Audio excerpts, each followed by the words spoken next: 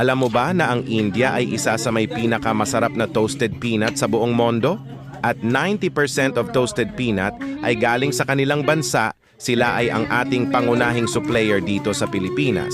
At sila rin ang may hawak sa pinakamalaking market ng mga peanut sa kasaysayan ng Earth. Paano nga ba nila ginagawa ang masarap na toasted peanut? At bakit ito napakasarap? Una, kumuha ng honey at lotuin ito hanggang sa maging malapot na ito. At kapag malapot na ay ilagay mo na ang 1 kilo ng peanut at paghaluin ito, pwede mo rin itong emikos-mikos para mapadali ang inyong trabaho at pagkatapos ay kailangan mo itong kiluhin upang magkapantay ang timbang nito. At pagkatapos ay gamitin muna ang inyong tinatagong teknik, ang pagmikos-mikos. Dahil ang pagmikos-mikos ay may lasang mampasarap sa iyong toasted peanut.